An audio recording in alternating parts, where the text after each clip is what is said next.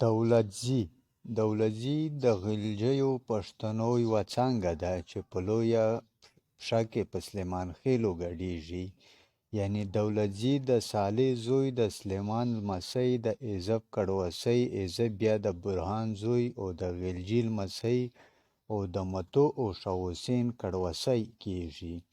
دوی هم لکه د نورو پښتنو په څېر په لرغونې زمانه کې مالداره او شتمن وو، خو څېړونکي د دوی اصلي ټاټوبی د کندهار او غزني ترمنځ ځمکه په ګوته کړې ده.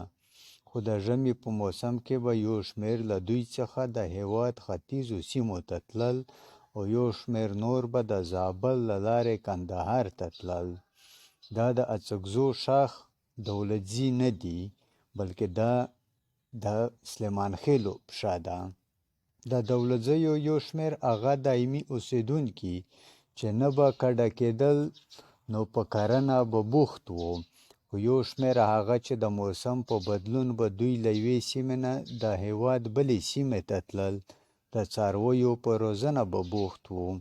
ولې په دې وروستیو کې دغه وګړو د هېواد په بېلابېلو سیمو کې دایمي استوګنې غوره کړې او له کرنې او مالدارۍ سربیره یې د سوداګرۍ چارو ته هم مخه کړه، چې ورسره جوخت یې ښوونځي هم ولوستل او لومړۍ زده کړې یې وکړې.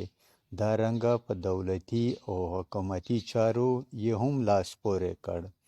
دولتځي اوس د افغانستان په بېلابېلو سیمو کې اوسېږي، چې موږ د بېلګې په توګه د ځینو سیمو او ولایتونو یادونه کوو. د ننګرهار په ولایت د چپلیار او روداتو په ولسوالۍ کې ورسره جوخت د جلال آباد په ښار کې هم خال دوی استوګن وو. د کابل بي بي مهرو، د پکتیا ولایت ګردیز، د زرمت ولسوالۍ او په ډېر شمېر کې د غزني ښار ته نږدې په ځینو سیمو کې دولتځي ودان دي. دا چې ولې له خپل اصلي ټاټوبو نه تللي، داسې انګېرنې او روایتونه شته چې ځینې ټبرونه او خېلونه د خپلمنځي جګړو له کبله دې ته اړ شوي چې له دغې سیمې نه د هېواد نورو برخو ته وکوچېږي. ویل کېږي چې په 14مه او 15مه میلادي پېړۍ په شاوخوا کې د نن نه 600 کاله دمخه د اندړو او دولتځو ترمنځ چې دوی د یو بل نږدې تربوران وو جګړه ونښته او سلیمانزو د دوی ننګه وکړه. ولې له دې سره یې دا هم وګڼله چې له جګړې لاس واخلي هماغه و چې نورو سیمو کې یې دایمي استوګنه غوره کړه. رښتیا هم چې دولتځي ارامه خلک دي، په هر ځای کې چې ودان شوي له خپل ګاونډ سره یې ډېر ښه ګزاره کړې ده. کله چې دوی له خپل پلرني ټاټوبي نه کوچېدلي، نو بیا د زرمت په ولسوالۍ، کورمه او د لوګر او پکتیا ترمنځ ځمکو کې ودان وو.